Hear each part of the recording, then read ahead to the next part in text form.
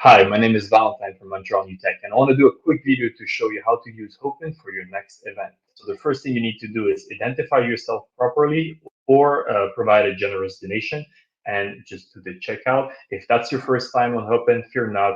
You need to create an account, but it's really fast, or you can use one of the alternative authentication method. In all cases, they don't send much message and the service works really, really well. So you'll be greeted with the reception area. That's where, again, this is a test in this case, where you see the programming, have a bit more information on the content you're gonna see. Right now, you see there's a stage and the stage is live. So the day of the event, what you're gonna see there is gonna be the keynote speakers, the panels, providing all the good content. And of course, there's a chat room that will be running for the stage, but also there's another chat room for the whole event. You can always get in touch with everyone that will be part of that event here. And it's a fantastic way to make the best use of that experience, which is get connected with people. Speaking of getting connected, we also provide workshops or sessions that are related to different fields. You can connect to it, be a part of the discussion, or just follow along, chat with people. And also, we have the networking area where those people you'll be matched randomly with one of those with the people from the audience, and you can start a discussion there. You can always have your messages here or search for specific people. Fantastic way if you have a startup, if you're already a professional in the ecosystem, if you're a student, it's a fantastic way to better understand the ecosystem. And last thing I want to show you is the expo session. That's where we have the traditional booths that are from a partner, so you can get in touch directly with them, ask your questions, and interact.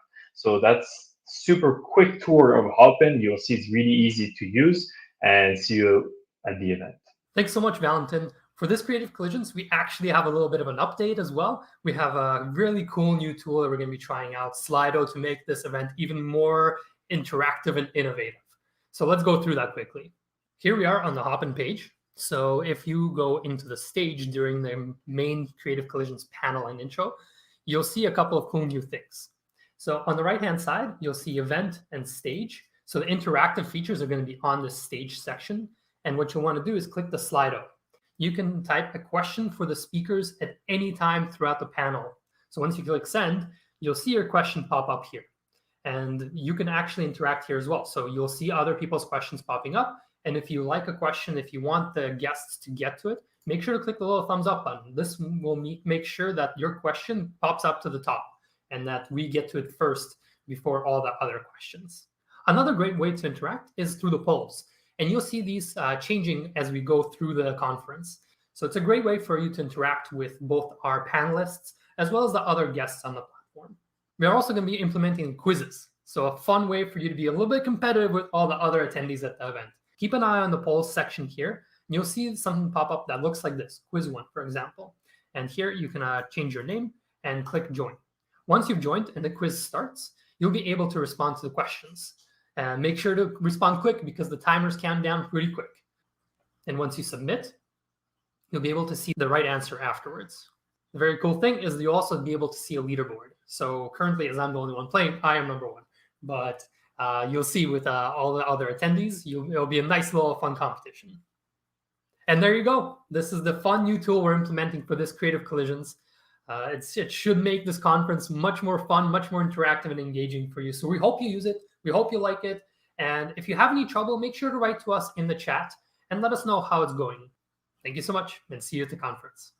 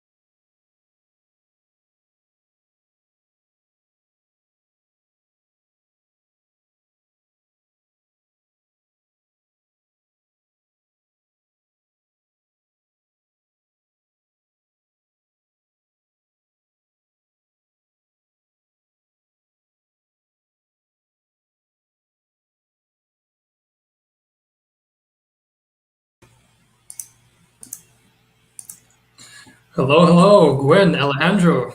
Great to see you Hey, here. Gwen, how is everything in Sweden? Gwen, Am I you're mute? muted. I'm not mute, right? No, I can hear you just fine, Alejandro. Hello, Dennis. How are you? Oh, I'm doing excellent. It's great to be here and part of Creative Collisions. I want to welcome our audience to this pre-show to the conference. It's a fun little way for us to get warmed up, especially for our awesome hosts here, Gwen and Alejandro. So let's warm it up a little bit. And this is the pre-warming session of the pre-show of the pre-show. So what are we going to do all these minutes, Dennis? Yeah, What we have a fun little quiz that I'm gonna show on our screen here. And Gwen, if you're ready as well, I'd love to share your screen in order to show our audience how to be a part of this quiz while we kick things off. Gwen, are you ready? Yes, no, maybe so. I can always share my screen too. That's the screen was loud. The one I'm sharing. Anyway, so no sorry. worries, no worries.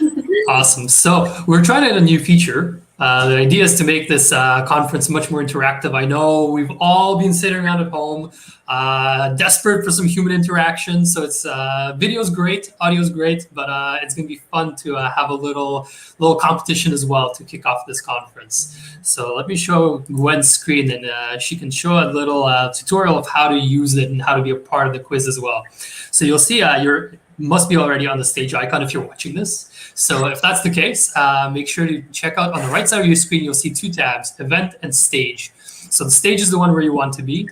And you'll notice underneath, it says Slido. So that is the place to join us there, because you'll see in a second that I am going to launch a quiz. And it should be there now. There we go. So Gwen's going to join. I'll be joining myself as well. And I welcome all of our guests to be a part of this as well. So this is how to kick off our fun little event today. Gwen, Alejandro, are you guys ready?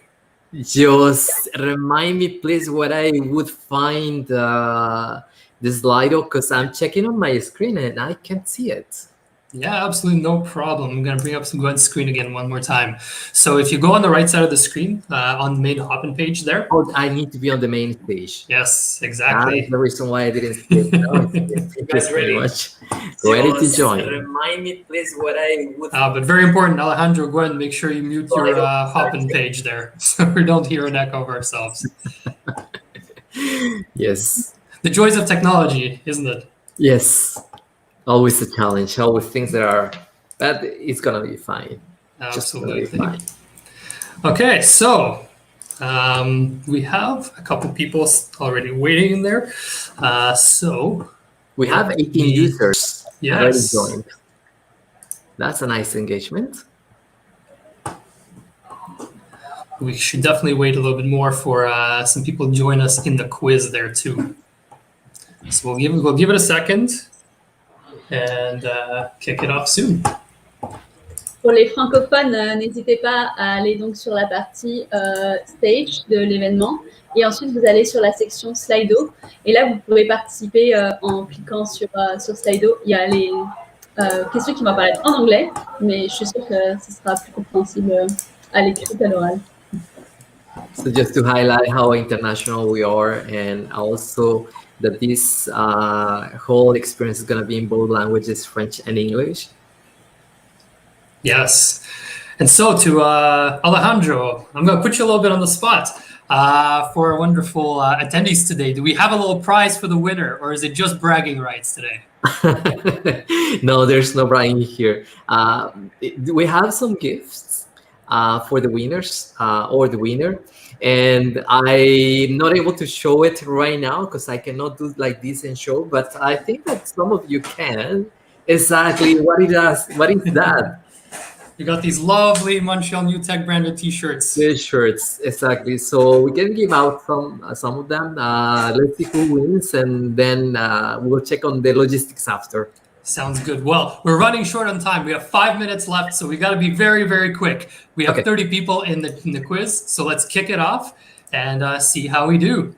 So, very first question is going to be, what is net zero? So the 4 options are not adding new emissions to the atmosphere, taking actions such as tree planting or employing technologies that can capture carbon. 3, emissions can continue but be balanced by absorbing an equivalent amount from the atmosphere, or D, all of the above. What do you guys think? Huh, interesting. But I mean, Oui. I had like very interesting conversations while I was helping to organize this conference. So I had a lot of point of view. I'm afraid to hint on ideas to those participants on the quiz.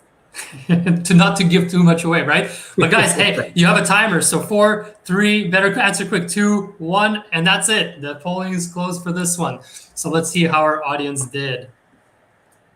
56% voted for all of the above. So let's find out if that's the right answer. Yes, very well done. Nice. Now, Gwen, did you know that practically every country has joined the Paris Agreement on climate change, and which calls for keeping the global temperature to 1.5 degrees? You're in Europe yourself. Have you switched to biking yet everywhere? Oh my God, yes, I am actually in Sweden, where I am currently. Everyone is using a bike. Like it's crazy. Like, and you actually use the bike on the sidewalk, which is very interesting, and you feel a bit more safe. Like, I really like it. But now we need to respond to the question for the next one. So let's take a look at our leaderboard first and see who's right.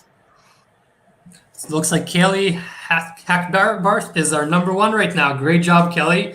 And Catherine and Annie in 2nd and 3rd place. Let's move on to the next question because we're running very quick on time. It's crazy how fast these things go sometimes. So the question, true or false? Overall, food demand is forecasted to increase about 50% between 2005 and 2050. True. Interesting. 50% is quite a bit. Knowing population will increase exponentially from now and then. What would that be?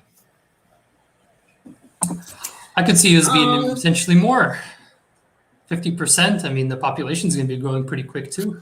It seems substantial, that growth, 50% more. I guess it all depends too. What kind of food, right? Where is it coming from? Who's going to be doing all this food growing and production? Let alone the growing is the process as they are right now. Yes. Okay. So time is up. And we have 76% who voted true. But let's find out if that is correct. We tricked you. It is indeed false. Gwen, do you mind telling us why? Actually, overall, 3 billion people between 2009 and 2050. So nearly all of this growth is forecast to take place in the developing country. So hello, Canada and Sweden. So yeah, that's a lot. So I think we might have time for one last question. We had way more planned, but we got to move quick. So Alejandro, why don't you kick this last one off? Sure, let's bring it on. Approximately how many tons of carbon emissions are reduced thanks to remote work? Options: 1.2 million tons, 2.2, 3.6, or 4.5. That's a very relevant question for this pandemic life now, isn't it? Yeah. As everyone has returned home to work from home. I guess the big question is, are you looking forward to being back in the office? That's a good question that I keep asking myself because, I really love the commute, the time that it takes me to commute now than the time that it took me to commute before. It has changed exponentially. How about yourself? Oh my God, I was enjoying so much the transportation for reading books. And now I have no time to read books because I got the feeling that every time I have available time, it should be for working. So what's the winning answer? So I'm not saying the right answer. I'm saying the winning answer.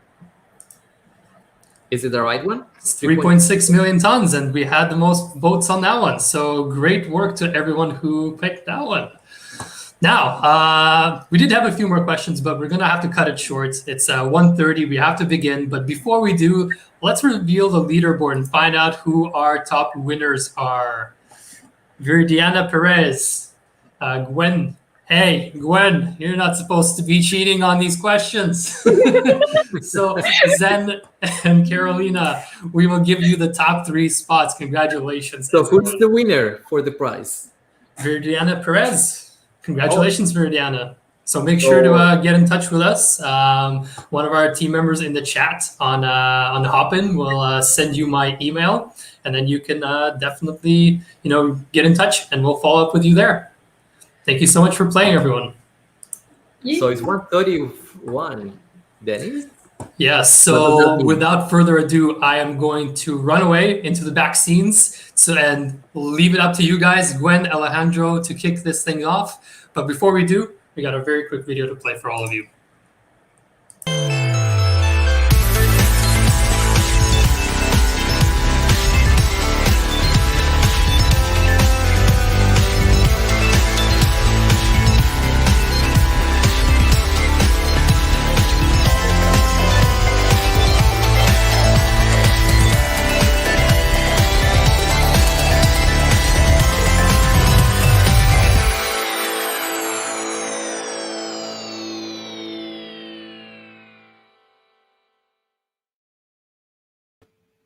Hello, everybody.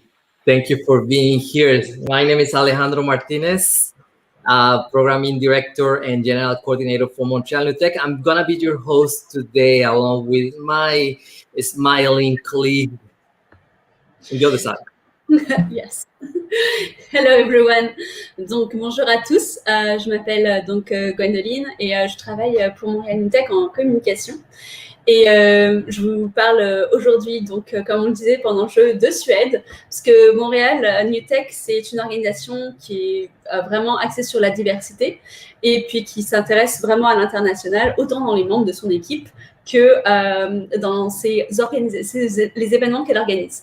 Donc aujourd'hui, nous sommes réunis pour un événement qui s'appelle Creative Collision. Mais alors, qu'est-ce que c'est exactement Creative Collision? Parce que ce n'est pas le premier événement qu'on organise, c'est une nouvelle édition. Mais qu'est-ce que c'est exactement? Alejandro, est-ce que tu pourrais nous dire? Thank you for the question, Gwen. So something very interesting that people might have noticed. You are speaking French, I'm speaking English. So this is for you to know that this is a bilingual event. We are connecting the Quebec and Montreal and all of the Quebec with the rest of the country and with the rest of the world. That's why we are so international and diverse. So today is a very special day. Today is a day full of activities related to innovation and related to one of the best practices to come innovation inside the company, which is open innovation. So the day is Open Innovation Day. Creative Collisions, it is a conference. It's not just an event. It is a conference that is meant to accomplish something and is part of this whole day. Creative Collisions is an initiative that it has as a mission to put together startup researchers and industry to come to solutions based on technology, solve problems of the humankind. Of course, we take advantage of this opportunity to create an atmosphere and conditions where those serendipity action may happen, and we invite also people and other organizations that support this innovation. So this is about today, and today is special also because we are joining our strengths and our forces to fight against the environmental change. We are focusing on the net zero objectives and how this is going to be affecting and how it's going to be key in the agricultural industry in Canada and how that can be tackled. Ouais, c'est vraiment un événement qui est important pour nous tous. Je suis vraiment contente de pouvoir collaborer avec toi pour cette journée, cette conférence. Mais j'ai vraiment hâte aussi de rencontrer et d'écouter tous nos invités. Mais avant que l'on passe sur la présentation de cette conférence et la première partie, je voudrais dire à tous ceux qui nous ont rejoints maintenant sur les réseaux sociaux qui sont avec nous grâce à Facebook Live ou LinkedIn Live. D'abord, bienvenue. Nous sommes vraiment contents de vous avoir parmi nous. Mais sachez que la première partie qui va arriver et qui sera diffusée live sur les réseaux sociaux n'est que la première partie de cette conférence, puisqu'elle se déroule en 2 parties. La deuxième se passera dans des sessions séparées. Ces sessions sont accessibles sur Hopin. Hopin, c'est la plateforme que nous utilisons. Et si vous n'êtes pas déjà dessus, je vous invite à nous rejoindre dès maintenant. L'inscription est dans la description de l'événement qui est associé au post du live. Donc, n'hésitez pas à venir nous rejoindre sur Hopin. Comme ça, vous aurez accès à toutes ces sessions qui se déroulent en même temps. Donc, vous pourrez choisir la session qui vous intéresse le plus, la rejoindre, interagir, poser vos questions. Et c'est donc la partie aussi très intéressante de notre événement, interagir. Donc, venez avec nous, rejoignez-nous sur Hopin. Donc, voilà. The Creative Coalitions Conference is divided in 3 sections. The first one is the panel discussion. Then after we have 4 different breakout sessions, and we end with networking. The first part, which is the panel, is being streamed all over social media, LinkedIn, Facebook, and others. For those people who are following us, for those friends who are following us on social media, please take in consideration that the best of your experience, you will have it on Hopin, because then the breakout sessions, they won't be streamed on social media. Those are going to happen only on Hopin. So if you want to enjoy the full experience and know what are the industry challenges that are going to be tackled today and the technologies that are being presented by the startups and the researchers, then just go to Hopin. I think that the link is in the description. That is happening just here on the lower part of the screen. They just need to click and join us there for the second part. So this is also a good time, to thank our collaborators, our financial partners. So we thank you very much the collaboration that we have received from our co-organizers, the Cooperaton, the Digital Supercluster, but we also want to thank those who support us financially, such as the Ministère de l'Innovation, the Ministre de l'Économie et de l'Innovation du gouvernement de Québec, la Ville de Montréal, aussi Sun Attic, and of course KPMG Desjardins. And remind me, am I missing someone? Donc, je pense que nous avons tout le monde, mais But we have also our community partners, right? That's been bien sûr, oui. Nous avons nos partenaires communautaires qui nous ont aidés à diffuser l'événement, et Montréal Green qui est aussi supporter de cet événement. Donc, merci beaucoup pour leur support, d'avoir diffusé l'information et d'avoir permis à d'autres personnes de rejoindre l'événement grâce à leur communication. So, thank you so much for helping us, community partners. So without further ado, let us introduce to the next part, which will be led by our colleague Elias Benjelloun. And perhaps before he joins us, we have an intro for that part.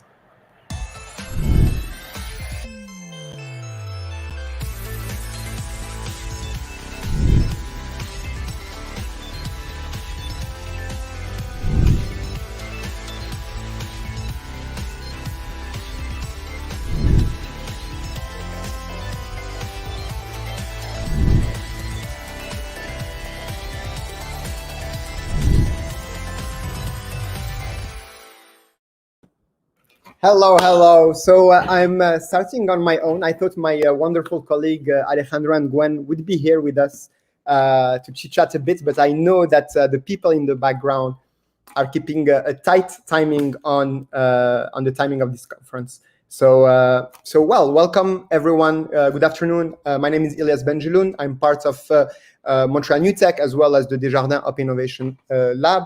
And we're here today, as my colleagues highlighted, to set the table now around those important subjects on how to tackle and how to answer and how to innovate actually and concretely to answer the challenges of climate change and lead to net zero. I'm sure you've heard about net zero 2050, net zero 2030, net zero even 2060, but the clock is ticking and we all have to work towards it. We're part of Up Innovation Day. Earlier at noon, we had the Cooperaton part. That was around launching new entrepreneurs throughout the program that is coming in the fall. Right now, we are in the middle of Creative Collision, and we'll have another section afterwards around 4 p.m. the core of this creative collision will start with this fireside chat that I have the honor to exchange with some amazing guests that we're having. It will be around agri-food, net zero, the opportunity both for business, technology, and of course, the environment. I will be joined with Laurette Dubé, Scientific Director for McGill Center for Convergence of Health and Economics. Hello, Laurette. Hello. We will also have Stephen Slater, PhD, Vice President Strategic Initiatives at Terramera. Hello. And finally, last but not least, John Diley, I hope, or Delay. Diley? Yes. John Diley, that's good. John Diley, Vice President Innovation and Technology, Technical Regulatory Affairs at Lactalis Canada. We'll have the chance to discuss for about a good 40-45 minutes around those important subjects on how we can tackle climate change, lead to net zero through agri-tech, agri-food, and through variety of technologies. But before we jump too deep into the conversation, I'd like two little things. One, as my colleagues highlighted, if you are watching us live on LinkedIn or Facebook, please join the Hopin itself. That's where you are going to meet with for networking, as well as be able to actually take advantage of the real, well, not that the conversation is interesting, but after diving into the breakout sessions to see how we can collaborate to work together. And that only happens on Hopin. So go on creativecollisions.cc, creativecollision.cc. I know it's not .com.cc to join us. And if you're live and you feel that the conversation is interesting, as I'm sure it will be, share the live on whether Facebook or LinkedIn. If you're on your cell phone, use your phone quickly, share the link. I think my colleagues are going to share the links of those lives on the chat so that we can invite more people who are in the audience. We are more than 300 people today. That's wonderful to have, but we've worked very hard to actually create and bring value for everyone here. So hopefully beyond those 300 that are with us on Hopin, we can reach a wider audience that can be inspired to work together. So, you know, we started with the quiz. We can continue quickly before diving into it. So I know my colleagues are animating that quiz. So, you know, quick thing, and for our panelists here as well, what do you think that is the major opportunity of net zero? As we are going to continue our conversation with our guests, make sure to use the Slido, the little thing on your side on Hopin to post your ideas. In the Slido tab, you will also see a section to submit questions, as well as vote on the questions of your fellow audience. If you see a question out there that is likely to be answered, please give it an upvote so that we can bring it into the conversation.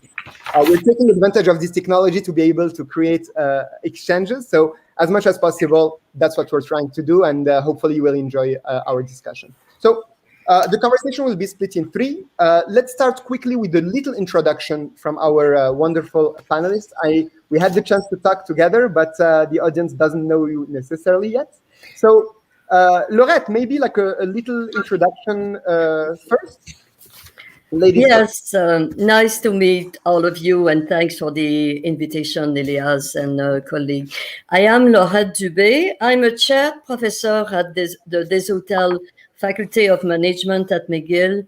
And I am also, and I would say most importantly, the founding chair and scientific director of this center called the McGill Center for the Convergence of Health and Economics. We have been working a whole network, not only within McGill, but worldwide, of scientists in all disciplines, as well as action leader, to see over the last 250 years of industrial revolution, we have done a lot of great things for improving well-being and wealth and so on. But there are externalities that have popped up over time.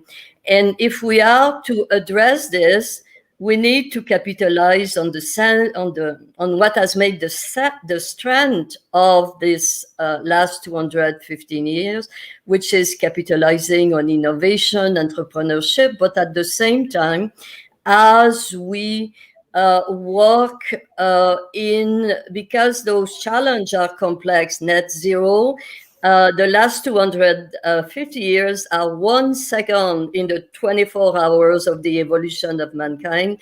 So we are better work together at policy level, individual, and so on, if we are to achieve this target. So over the years, we have worked in creating various what we call convergence innovation platforms ecosystem that I will be coming back after. I do believe that the challenge is real for net zero by 2050, but we don't have that much choice, and I think it is possible. And COVID-19, without the digital transformation of science and society, may have a silver lining in accelerating innovation, not just in agriculture and food, but also in digital support to this and the transformation of everyday life. So that's my short introductory comment, Elias. Absolutely. And I love how you went from introduction to actually talking about this imperative and the potential collaboration. So we're like keeping it organic. And I will jump to John. Can you give us like a little introduction and maybe talk about the kind of like greatest challenges that are in the way of moving towards net zero?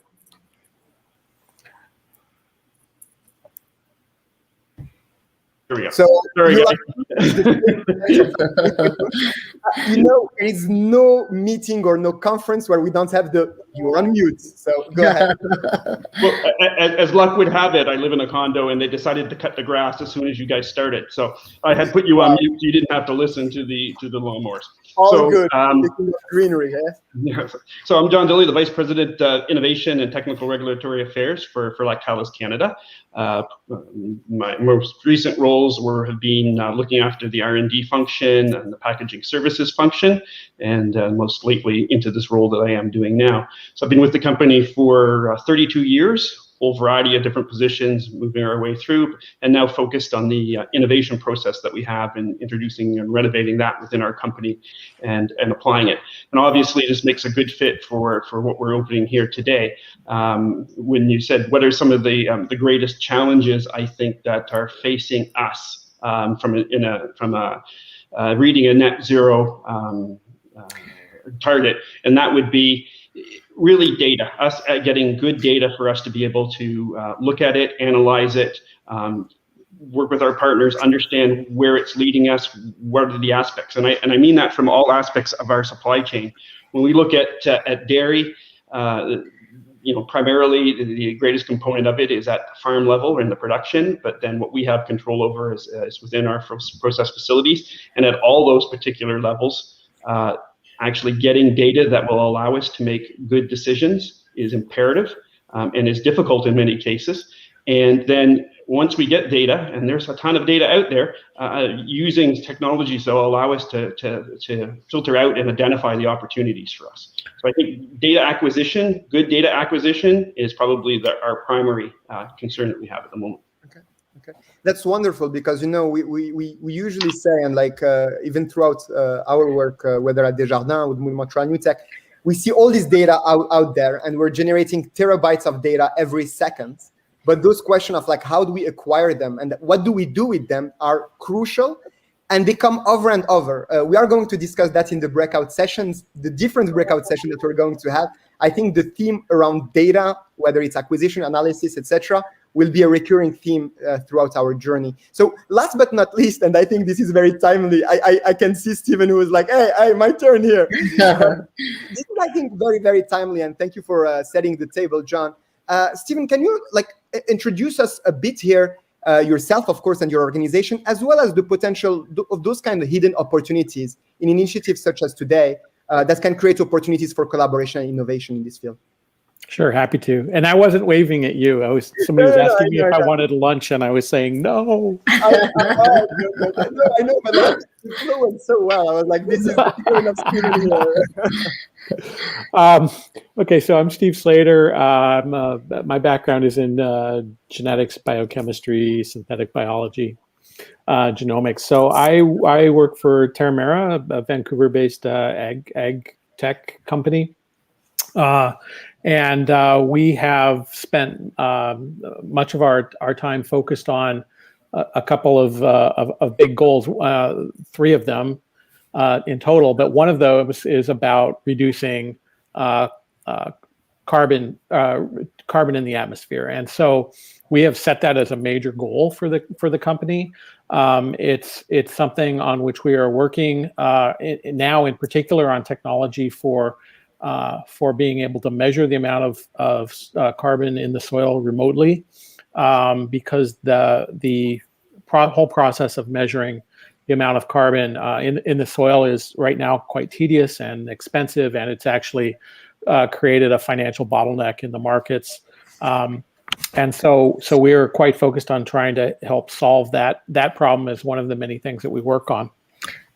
In terms of the opportunities that come from a meeting like this for collaboration, I always tell my back when I was a professor and now working with others, I always tell people that what you want to do is live at the middle of a Venn diagram, and with all of the other pieces, all of those components coming in, you want to be right at the middle, and that means being able to converse with and identify the critical people in many different fields of study. I'm a big believer that nothing great ever gets accomplished by individuals. It's really teams that come together to create a new vision and look at a big problem from many different angles is the key thing that leads to real innovation.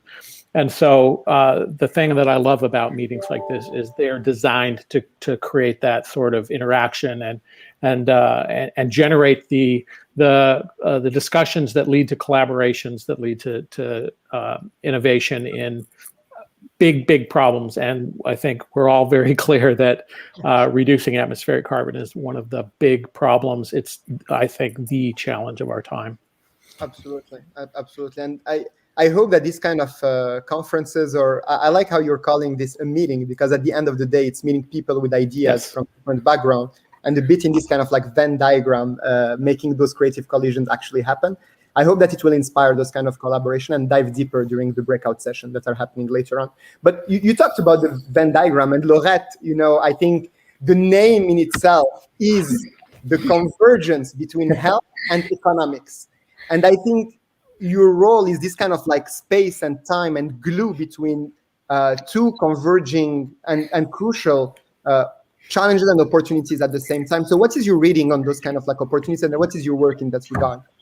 Yeah, just to build upon what Steve and John have been talking about, and taking agriculture as the entry point for this transformation, whether it is in developing country or here in Manitoba, agriculture is a key entry point to reach net zero, not just in agriculture, but also in society. And you get various outcomes from agricultural product, but I will talk about food, which is, as mankind, we need. It's the essence of life and health and so on. And if you are to innovate, a company like John, for instance, we have been working with Lactalis for a long time. And what does it mean innovating at what I call this convergent sweet spot?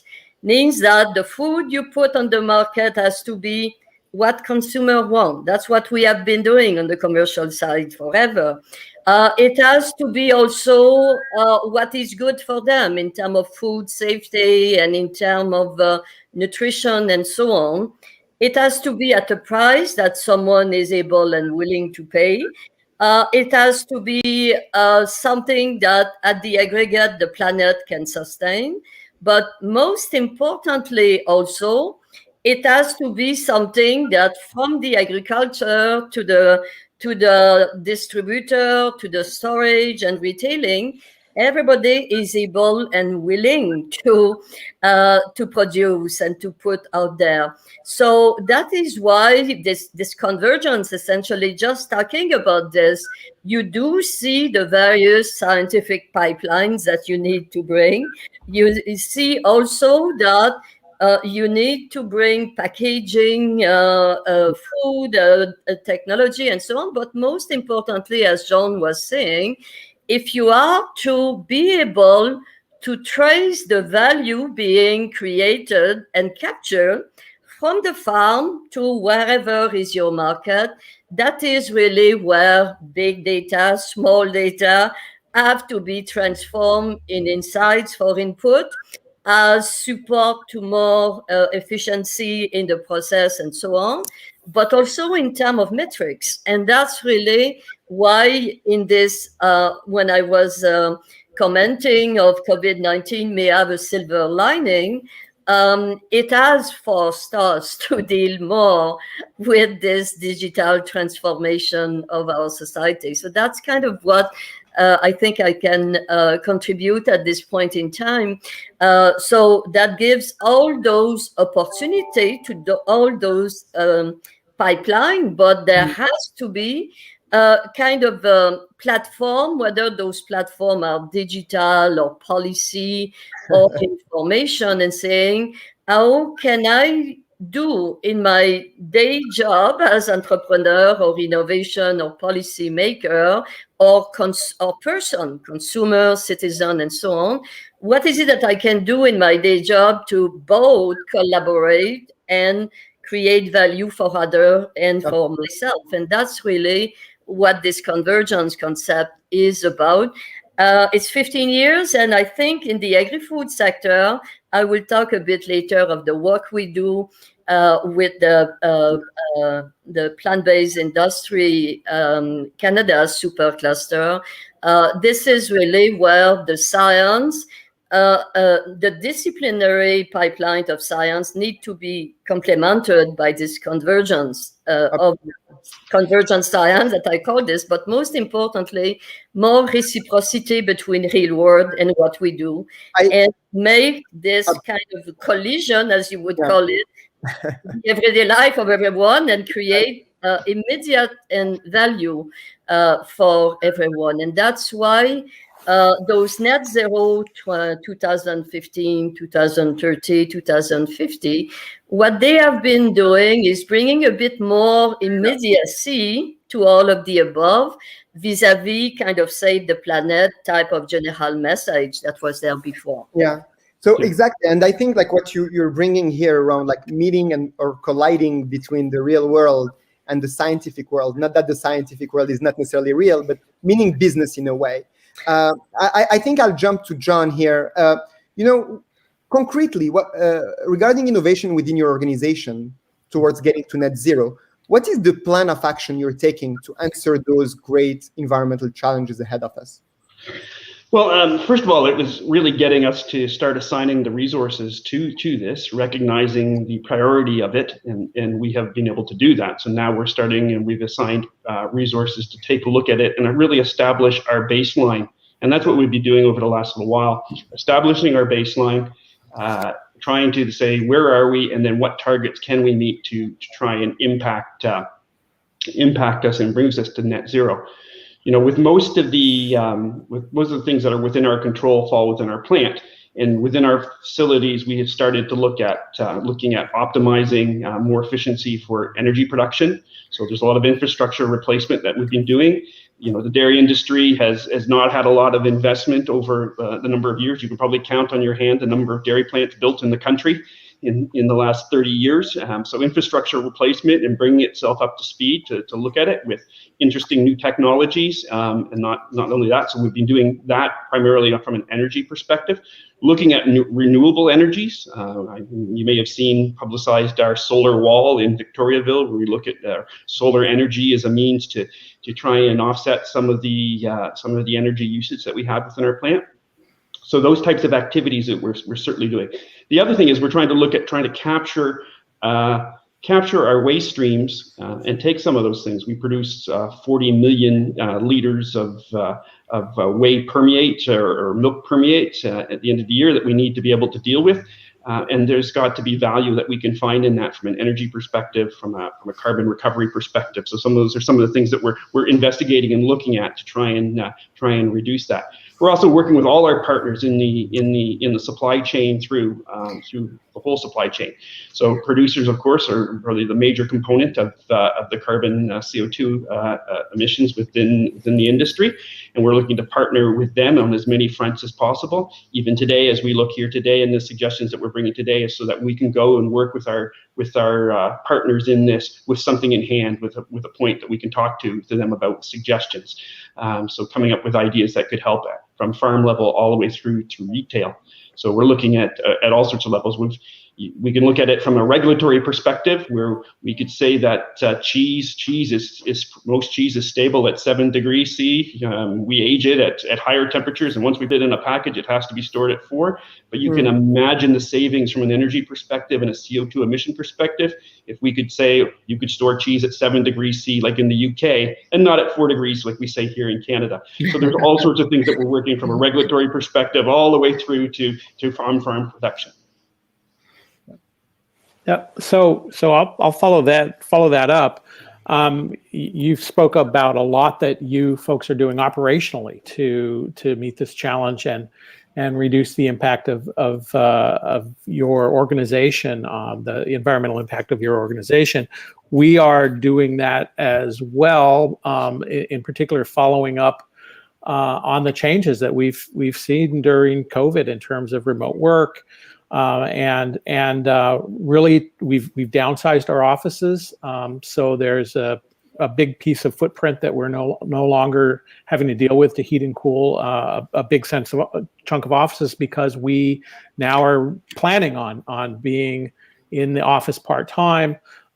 We run a lot of laboratories, so there's certain things you can't do from home, but for those of us who can work from home, we're doing more of that. But then on the technology space, we are very focused on trying to make the entire business of sequestering soil carbon, at least in our case, focusing on the soil carbon aspect, more efficient from a market-driven point of view, and then also more efficient from a practical point of view. Are there new techniques and processes that can be added to a farmer's repertoire in order to increase the amount of soil carbon that's fixed? And then, in addition, getting the measurement of soil carbon down, the cost of measurement of soil carbon down to a point where we really can collect all of that data that was discussed earlier on a very consistent and broad-based time frame, so that we're not simply taking a few samples across every hectare. We can sample intensively across an entire farm, and then across many farms and across whole provinces, and do it at a cost that makes sense versus the value of the data, and that is going to be a key piece of it in order to get the underpinning in the markets. Absolutely. And what is really crucial here, and I don't mean to bring this to business, but at the end of the day, it's also business. I mean, like, we want to change the world, and I think we are trying to contribute here. But even throughout my work and our work on a day-to-day, it's also balancing the cost of this acquisition versus the value or the perceived value of this data and what we can do with it. We will have some startups that we will, and also, like, this is really interesting because between Terramera and Lactalis, there is some little collaborations potential going on here, and I'm looking forward to further this. And it's also the purpose here. Like, at the end of the day, if after the conference today we can say, you know what, we are having innovation that will lower the cost of acquisition of this data by 70 or 90%, and we can automatize to get more value from this data by X-fold, then we are there. So Laurette, maybe in like 2-3 minutes, can you give us maybe a concrete example? You were talking about superclusters.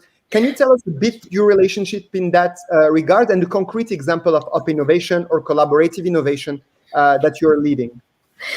Yes, in fact, and I will, it's not formally announced yet, but I think I can informally talk about an upcoming projects that will be a consortium between 2 universities, the PIC supercluster, a digital partner that we have been working already here in Quebec, that provide the ability to connect the enterprise. Okay, connect the enterprise so that you accelerate and the frequency of the of the collision and information between the local food and beverage company, as well as the more the larger side and the global, and along the whole chain of retailing and so on. So this project is to connect.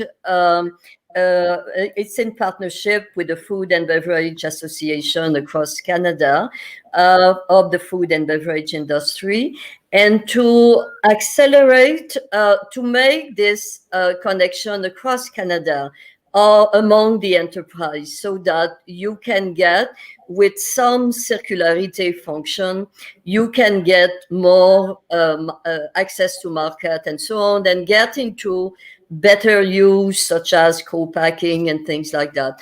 That is one example. The other one, projects that we are developing, but that is really in continuity of 10 years working with the pulse industry, where we launched the first global convergence platform in 2016 with the pulse sector. We worked with them to get the UN declared 2016 the year of pulse, and I'm talking about here the Farmer Association. But at the same time, you need to work with getting those pulses that are very good quality for carbon capture, as well as for nutrition and so on. And Canada produced one of the most valuable pulses in the planet for all this environmental perspective. And we worked then, that's when we started working with Lactalis, PepsiCo, but also with FAO and the national agencies, whether the agency in agriculture, in health, in statistics, and so on, to see to what extent we can develop, we can create a pool, if I may say, of potential convergence innovation that can be product, but that can be also all the packaging and all the sequences. Yeah. And the key part, coming back to what John was saying, the data, the traceability are extremely important, both to be able to inform the whole chain up to the consumer about the value being added and captured at each of those levels, so that you can get the price point that is needed, or you can get the societal benefit that would motivate support from public sources. I think you're right, Laurette. You can add in that it provides transparency and clarity to the consumer, in which they then can learn to trust the information that you're providing. I mean, this is something that's key when we look at it and say that the information that we provide needs to be shown to come from a reputable source. And this data traceability and authenticity is key in this aspect of it. Yeah, and I think we'll see that more and more from even a pull from consumers to be able to have access to that data. We've seen more and more from folks who are really interested in where their food comes from. They really want a chain of traceability for where it was grown and how it was grown, and that data is going to be a key piece of that issue. So I thought I'd mention one other thing. Laurette, you mentioned work with one of the superclusters. I'll mention work with another one, with the Digital Supercluster, which is based in Vancouver. We've been working with them on a number of things, but one of our earliest projects had to do with computational chemistry, using computational chemistry in the context of developing new agricultural products. And we have recently taken the work done in computational chemistry there and started to apply it to an understanding of soil biology and how the long-term stable carbon pools are developed and maintained. And we are in the process of building computational models that can help explain how that long-term stable pool forms, how it stays stable, and then be in a position we as we work forward on this to be able to take particular soil types and particular crop rotations and those sorts of things, and then build a model that will predict what we can expect based on the chemistry going on in the soils in terms of accumulation, stability, magnitude of carbon sequestered using these computational chemistry models. And that's really a new approach into how this goes.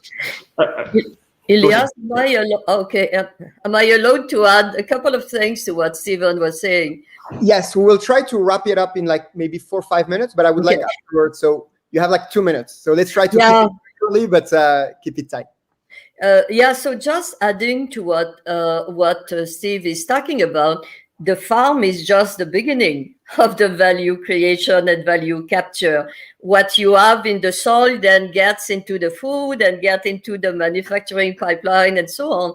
And that's really one of the key next steps that we are, and I say we, it's not McGill, it's all a worldwide network, but to what extent can we really find a way to measure and I hate to say monetize, but I will say it in the sense that what is the value being created and captured along this whole chain that would add layer to what you have been saying. And the other point that I want to make in kind of creating this ecosystem is that we need to think of those data as being a mixture of private, pre-competitive, and public, because if you want to make the link to the policy and how to create the ecosystem. I'm stopping. It's okay. No, it's okay. And the panel today went a little bit deeper into the data aspect. And, even in our work with Desjardins or even KPMG, actually, during the breakout session that are happening right after, with Oxia, for example, we're talking on the accounting side on what do we do with this data, how do we capture it, how do we track it, and the Carboscope, as well as KPMG and Desjardins on that field, as well as with other agricultural like Fruits d'Or and others. There is a huge field around this data, without making a joke here, but the field is wide. I know we will dive deeper in the breakout sessions. Denise, by the way, if you can share the link for the people who want to participate in the breakout sessions on how they can join. The breakout sessions are going to be really more in-depth. Now we are more like setting the table, and I love how this kind of organic dynamic between us is already leading to some meaningful conversation, and that's the purpose. Now, I'm not exactly going with the flow. We were supposed to talk about lesson learned and advice for aspiring entrepreneurs, but I want us to take a little step back because we dove already a bit too much. We will talk about advices later during the breakout sessions, and I definitely want you to share about open innovation examples, but we will do that during the breakout session. So for everyone who's around right now on Hopin or live on Facebook or LinkedIn, and you want to know more about the concrete examples of open innovations, we are going to dive deeper during the breakout sessions. So I'm not going to talk about that. I want to take a step back. And the question, because Steve talked about Digital Supercluster, and we're lucky to have in the room with us Evgeny from Digital Supercluster, the CTO of the Digital Supercluster. He just shared the question with us here, so I cannot pass this question. So basically, he wants me, and he told me that last time. So thank you, Evgeny, for this reminder. And thank you, really, because sometimes we dive deeper and we forget to take a step back. So taking a step back, where is Canada in the net zero quest compared to the leading world economies? How do you see that? And maybe a question maybe for John, Steve, Laurette, who want to start on this? I can comment just based on, and maybe it's just a carryover from some of the things that Steve had said. So I'll just finish that, and it'll help me answer the next question. And that is, Steve talked about doing soil samples, getting very specific, understanding down to the very field what sort of carbon fixing is taking place, what potentially could be carbon emissions and so forth. And here in Canada, from a dairy processor perspective, we're using national averages. And those national averages don't provide us that regionality or the locality for us to be able to move forward and make good decisions and understand that. So key will be understanding the locality and understanding the depth of information that's available more specifically to certain locations. And so, that will help us make decisions. From a dairy perspective, I can only say that on a CO2 emissions perspective, we are about half the global average for emissions on a per liter of milk. We're below 1 kilo of CO2 per liter of milk. And I think in 16 or 18, the global average was around 2.5 kilos of CO2 per liter of milk. So I can answer that from that perspective. Maybe Steve can talk a bit more about the other parts of the agriculture. Yeah, go ahead, Steve. Maybe on yeah, the global scale, how do you see that? So I can't tell you exactly where we sit, but I think where we sit is not the important thing. It's where we're going and where everyone else is going. And so I will say that the seriousness with which Ottawa is taking this issue is good to see. We're also seeing seeing in many of the provinces a seriousness that we hadn't seen previously in terms of trying to address these issues. One of the things in Canada, I'm in British Columbia. One of the things is we have a lot of hydropower, which is clean power, at least from a CO2 point of view. So we have a lot of our of resources, and we're often on the federal level balancing that off versus petroleum resources, which is also a big natural resource in Canada. And how that balance ends up playing out over the coming years is going to very much determine whether or not we as a country manage to meet our goals. So I don't know if we have more questions. Maybe taking one last question from the audience. Let me just check if there is any question here so that we're not missing out. In the meantime, as you can see under the screen, you see the different the different breakout sessions. So throughout Canada, like especially in the agtech, I know like there are some digital superclusters, but where do you see mostly those opportunities around net zero in this sector? You want to start, John and Stephen, and I will add as appropriate because you are more directly related to specific innovation. So where do we see opportunities within our own? Well, first of all, we will be looking, of course, at establishing our baseline in the data, everything that we talked about now. So once we've done that, we'll be looking for opportunities to move forward. But where do we see opportunities?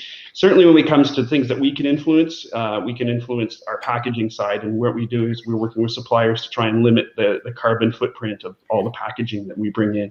And some of the things here in Canada that we're noticing as we try and go through this struggle, and it is quite a struggle, to look at some of the roadblocks that face us as we move forward. One is the infrastructure that needs to be built and put into place to facilitate this. Sourcing of good clean recycled material to include into food contact surfaces is not that great here in Canada at this point in time in many cases. And so we're really looking, I think demand outstrips supply. And so what we're having here, and that's also driving the costs up. So what we're seeing, of course, too, is when we put the costs up, maybe that innovation wasn't as successful as it could have been in the marketplace as the pricing itself is out of whack with what consumers are willing to pay at that point in time. So really looking to tackle those things from a packaging supplies perspective. And I think some of the regulatory initiatives that we see happening here in Ontario with our Blue Box change and the more industry responsibility in looking at trying to develop solutions to those things will mean hopefully a development of the infrastructure here in Canada to be able to supply that. The other thing is, as I say, the materials and things that we use aren't always available here in Canada. So it's great that we look to switching from a milk board that maybe is this carbon footprint to one that has much less, but it has to be shipped from Europe. So by the time we work in the life cycle analysis on it, we can say that the guard board, and we could maybe tell people that it is, but we wouldn't because the fact that we had to ship it all those thousands of kilometers and miles. So infrastructure and availability of things that we can utilize here in Canada are an issue at this point in time. And that's really where some opportunity exists to get those things moving so that we can start moving forward. What about you, Steve? I'll just say that one of the great things about being the second largest by landmass country in the world is that we have the opportunity to sequester carbon via natural methods. In terms of timber, our forests, our soils. I already mentioned that we produce quite a bit of our raw energy through low carbon means. But it's going to be key that we leverage those natural resources as the potential large, very, very large carbon sinks that they are, and manage those resources for carbon reduction, atmospheric carbon reduction, in a way that we really haven't focused on it in the past. And figuring out what the financial models are that will incentivize that is really key. Both for landowners, land managers, in terms of making sure that the carbon markets function, that there's confidence on the part of both buyers and sellers that the work that is being paid for is getting done, and then also, working in addition with management of crown lands and other private lands that where timber is being grown, and the perhaps extending the length of the cycle. Those sorts of things all are going to be important. Wonderful. If I may add, building upon what Steve and John have been talking about, is that effectively we have rich natural pool to innovate from. That's one thing. We also have a lot of green technology, or the actual technological capacity that come from R&D, whether it's academic and science, and that's a very important part. But the 2 points that I want to make is technology per se does not lead you to net zero at the ecosystem level, and it doesn't lead you to any societal outcome if you don't build the supply and demand for not just the technology, but this new way of doing science and business. And that's really this notion. We think of the whole of government and the public policy and all this. And yes, it may be regulatory and so on, but creating that type of intellectual and digital architecture is extremely important. And that's why Eugenie is here on the digital supercluster. We work with the plant-based protein and so on. But the idea is really to see, can we look at what is happening at the community, local, and progressively moving to region, states, province, and so on, but being aware that we innovate at all of those levels, including the ecosystem, if we are to achieve this net zero with any significant probability. Absolutely. Well, thank you, Laurette. I love how you're wrapping up the discussion with kind of forward-looking. And I think you're absolutely right. And I loved how the flow of the conversation went. And we dove into some really important subjects, whether it's on the architecture itself and very important engineer-driven challenges to be tackled, as well as the opportunities where they're because of the land mass, but also because of our brains and talent. Because let's not forget that one of the key natural resources are the brains, and I do believe that, and we're lucky, Canada is also known for AI, and we talked about data. Data pipelines, AI. We have a variety of players who are in the rooms today, and Laurette, you talked about Evgeny again, and I think he's going to get quite the show later on, because we're having a breakout session with him. Okay. So you can stay with us, whether you are here on I know we are on the StreamYard platform, but we can join on Hopin.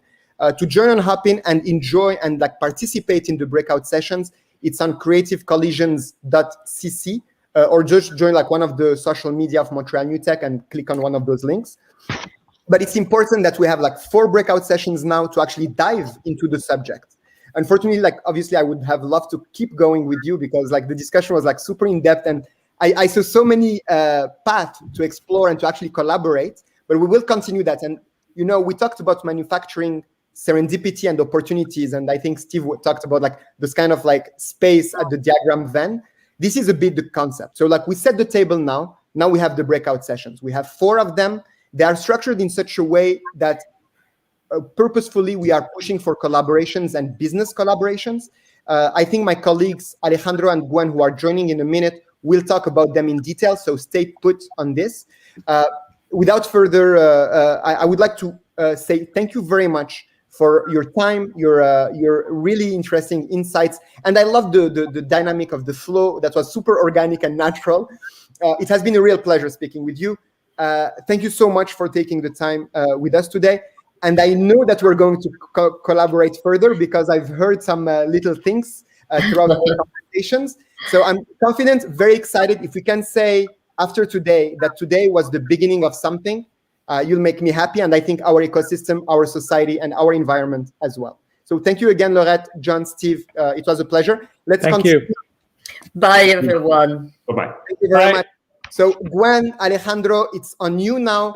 I would love, I don't know, I feel like we could have gone into even further. I try to stay on time. I know that it's sometimes a challenge with having like such inspiring speakers. So on your end, is there any takeaway, maybe any call to action for our participants, either on live on Facebook and LinkedIn or on the Hopin platform? I know there is a lot of going on, but what did you think of this fireside chat?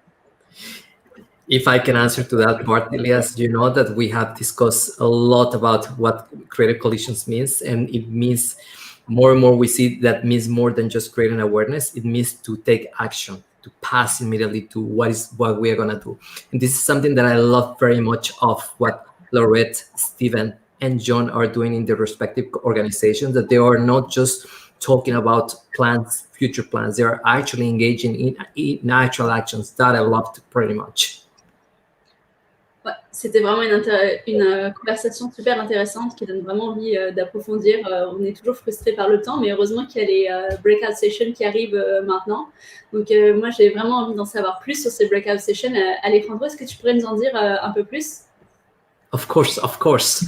So we have 4 different breakout sessions, and we invite you, by the way, those who are looking at the panel through all social media, please, if you want to enjoy what is happening on the breakout sessions, please join on Hopin. That's where you will see them, because otherwise you will miss them. So we have 4 different breakout sessions. The first breakout session, well, it's not in order. Like, one is going to be about how can deep tech, remote sensing, and IoT accelerate carbon verification. That's presented by Terramera.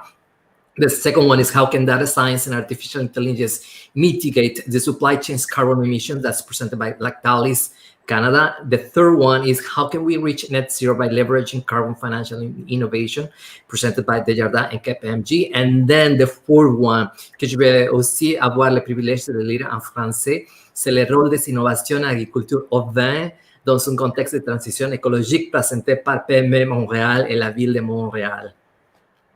Oui, ça c'est vraiment l'avantage d'être dans une région comme le Québec, même si on rayonne évidemment à travers le Canada, c'est qu'on a vraiment un événement bilingue. Mais pour ceux qui n'auraient pas suivi ce que vient de dire mon collègue Alejandro, je vous invite donc à nous rejoindre sur Hopin dès maintenant, si vous êtes en train de nous regarder sur les médias sociaux, parce que c'est sur Hopin que se passent les breakout sessions, donc la deuxième partie de l'événement. Donc c'est là que vous allez pouvoir entrer en détail sur les sessions que vient de présenter Alejandro et poser vos questions, interagir. Sachez que dans cette breakout session, vous avez sur la droite, à côté du chat, un onglet Twitter, sur lequel vous pourrez utiliser, voir ce qui se passe sur notre compte Montréal New Tech. Donc, on va essayer de retweeter vos tweets si vous mettez les hashtags Net Zero and Open Innovation Day, donc those 2 hashtags. Et vous pouvez aussi nous taguer avec @MTL New Tech. So this is our tag for each platform and social media. At MTL New Tech.